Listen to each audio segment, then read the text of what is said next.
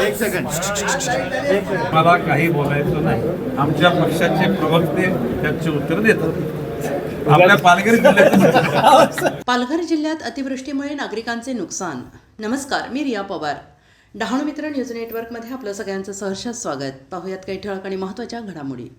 हवामान बदलाचे वाढते दुष्परिणाम आता सर्वसामान्य नागरिकांना प्रत्यक्ष सहन करावे लागत असून गेल्या काही दिवसातील विक्रमी पावसाने पालघर आणि ठाणे जिल्ह्यातील जनजीवन विस्कळीत झालेलं आहे. या पावसाळ्यामध्ये महाराष्ट्रात सर्वाधिक काळ रेड अलर्टवर राहिलेला जिल्हा म्हणून पालघरची नोंद झालेली आहे. अनेक गावांमध्ये पूरस्थितीमुळे नागरिकांचे संसार उद्ध्वस्त झाल्याचे वनमंत्री तथा पालघर जिल्ह्याचे पालकमंत्री गणेश नाईक यांनी म्हटलेलं आहे. उपविभागीय अधिकारी कार्यालय डहाणू येथे पत्रकार परिषद आयोजित करण्यात आली होती. यावेळी खासदार डॉक्टर हेमंत सवरा, आमदार राजेंद्र गावित, जिल्हाधिकारी डॉक्टर इंदुराणी जाखड, जिल्हा परिषदेचे मुख्य कार्यकारी अधिकारी मनोज रानडे, सहाय्यक जिल्हाधिकारी तथा डहाणू प्रकल्प अधिकारी विशाल खत्री तसेच वरिष्ठ अधिकारी उपस्थित होते.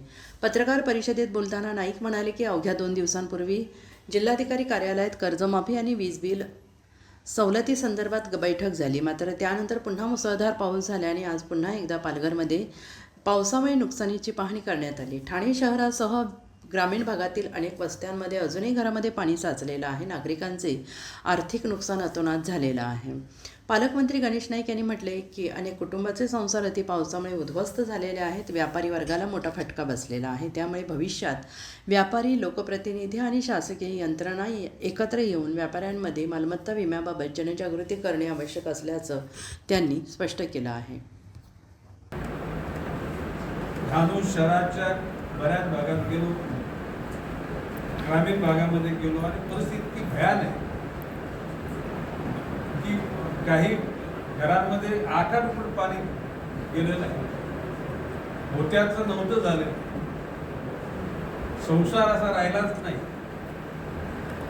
आता दुर्दैवाचा भाग कसा आहे की व्यापाऱ्यांना काही मदत देण्याची कायद्यामध्ये तरतूद नाही, ना केंद्र सरकारच्या ना राज्य सरकारच्या.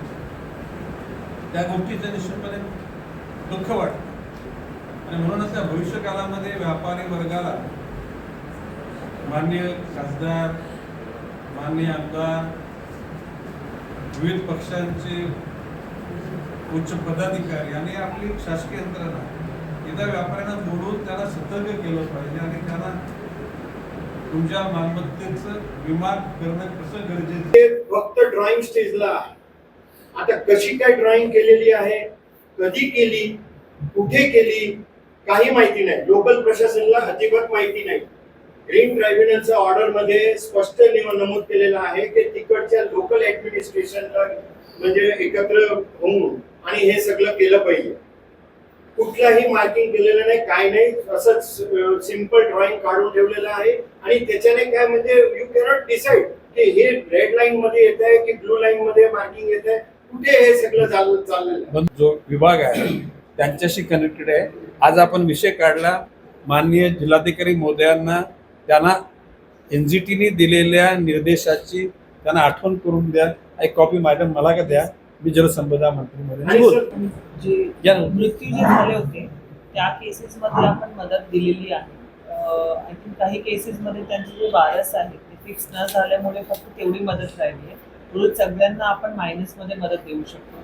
त्यासोबतच जे 5,000 सानुग्रह अनुदान म्हणून आपल्याला द्यायचं असतो तो पण मायनस मध्ये निघतो. त्यामुळे ते परत आपल्या शासनाकडनं प्रस्ताव पाठवून मान्यता घेण्याची गरज नाहीये.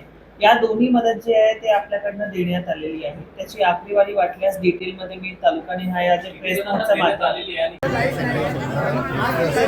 एक सेकंड.